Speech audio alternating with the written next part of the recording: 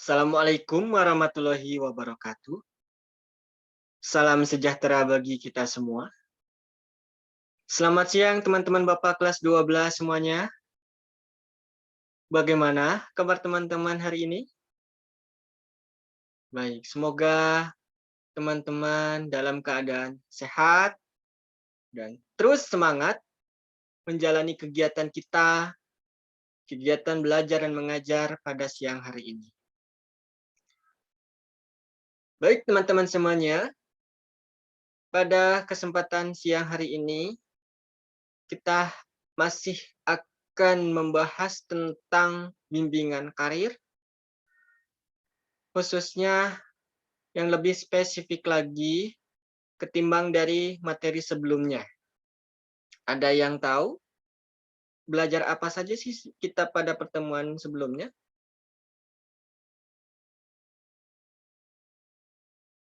Betul, kita belajar tentang ragam perguruan tinggi. Itu masih tingkatan umum ya. Karena sebentar lagi kita menghadapi jalur penerimaan seleksi masuk perguruan tinggi melalui jalur rapot.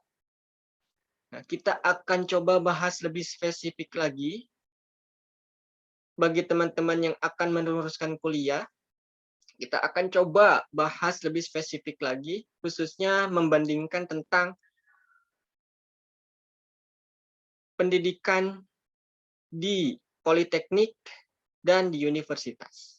Kita mulai saja.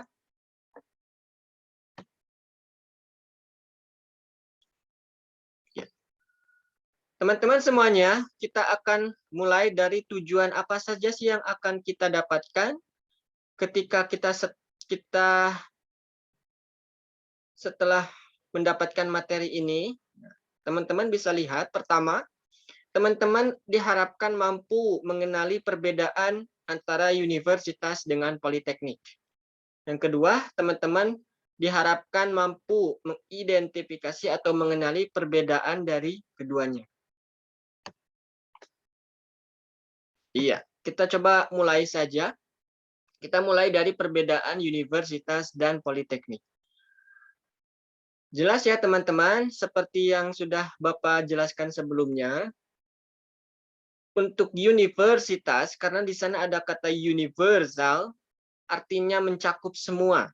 Universitas itu bisa mengakomodir program mulai dari sekolah vokasi, program sarjana, dan program pasca sarjana. Pun ada program profesi. Contohnya seperti Bapak, program profesi keguruan ya, atau disebutnya PPG.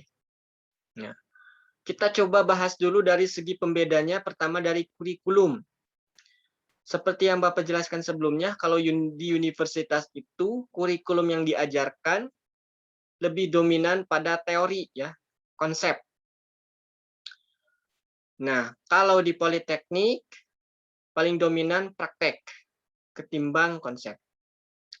Kalau politeknik ini hampir-hampir mirip ya dengan kurikulum yang kita jalani di SMK, di mana teman-teman diharapkan mampu menampilkan praktek atau kemampuan dalam mengoperasikan sesuatu ketimbang mengerti atau memahami konsep dari bidang yang teman-teman jalani sekarang. Itu ya dari segi kurikulum. Nah, yang kedua ada pembedanya dari rumpun keilmuan yang tersedia.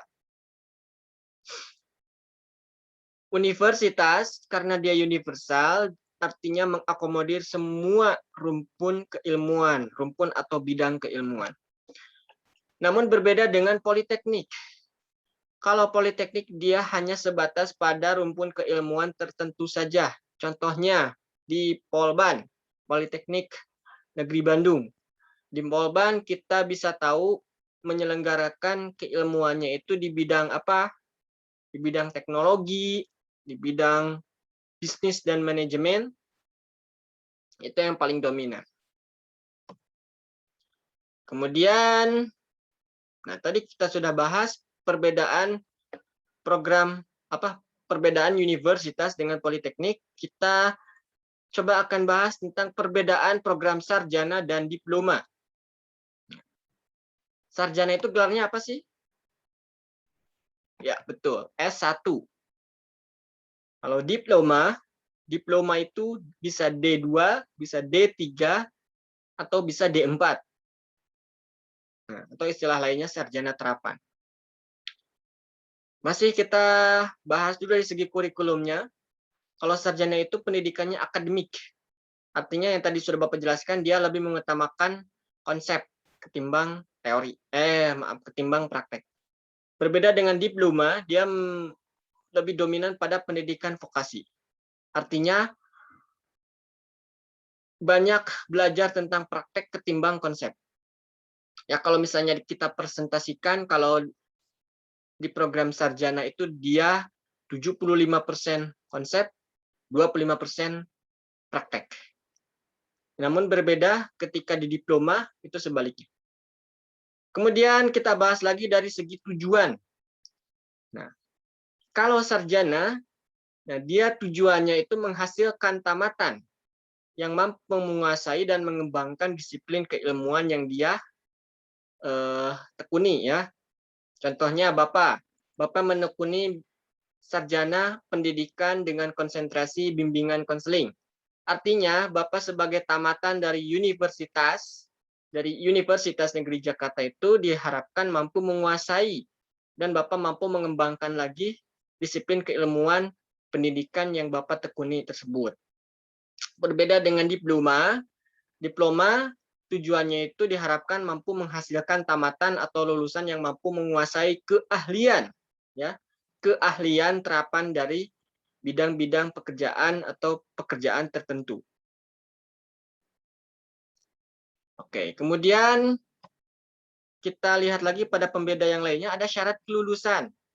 Kalau misalnya teman-teman mau meneruskan ke program sarjana, artinya untuk lulus teman-teman harus memenuhi semua prasyarat, mulai dari menuntaskan tiap mata kuliah, SKS tiap mata kuliah, dan yang paling terakhir menuntaskan yang namanya skripsi. Nah, kalau di program diploma itu namanya ada laporan praktik dan laporan karya ilmiah. Iya. Kita coba bahas lagi dari beban SKS atau satuan bobot studi mata kuliahnya. Bila teman-teman ingin meneruskan pada program sarjana, prasyarat untuk lulus dari program tersebut, teman-teman harus menuntaskan SKS mata kuliahnya minimal 144 SKS. Berbeda dengan diploma, nah di sini ada D3, kalau D3 itu minimal 112, kalau D4 itu sama dengan 144 SKS. Seperti itu. Kemudian ada kelompok disiplin keilmuan yang tersedia. Kalau di sarjana itu tergantung dari program perguruan tingginya. Contohnya kalau di universitas artinya semua program studi ada di sana. Tapi kalau misalnya institut, kalau institut itu kan kita sudah tahu, dia itu hanya menyelenggarakan beberapa bidang keilmuan tertentu saja. Nah, di sini Bapak memberikan contoh, ada di disiplin keilmuan agama, ilmu sosial humaniora, ilmu alam, dan ilmu terapan. Berbeda dengan jenjang diploma, dia hanya menyelenggarakan keahlian terapan tertentu saja. Contohnya terapan misalnya bisnis dan manajemen, kemudian terapan tertentunya pada bidang teknologi, gitu kan, bisa di sana. Oke, berikutnya tentang mata kuliah. Bila teman-teman ingin meneruskan ke program sarjana gitu kan. Nah, ini Bapak contohkan S1 dengan D3 informatika. Nah, kalau misalnya teman-teman meneruskan ke S1 teknik informatikanya, artinya ya teman-teman akan belajar konsep dan teori pemrograman terstruktur. Ya, konsepnya, teorinya. Nah, kemudian Bapak juga menjelaskan prospek setelah lulus. Nah, ini contohnya. Kalau misalnya pada jenjang S1, teman-teman nanti diharapkan dapat bekerja sebagai supervisor dan staff manager di divisi IT. Berbeda pada program diploma, nah teman-teman nanti akan bekerja sebagai programmer dan perancang sistem. Dari jumlah SKS-nya tadi sudah jelas, kemudian ada gelarnya, ini teman-teman juga sudah bisa lihat. Nah, ini juga Bapak cantumkan judul, skripsi, dan tugas akhirnya. Oke, seperti itu ya. Baik, teman-teman semuanya. Sekian materi yang bisa Bapak sampaikan pada pertemuan kita hari ini. Semoga materi ini bisa membuat kita lebih siap menghadapi SNMPTN dan jalur rapot yang lainnya untuk meneruskan sekolah ke tingkat yang lebih tinggi lagi. Oke. Cukup dari Bapak. Terima kasih. Wassalamualaikum warahmatullahi wabarakatuh.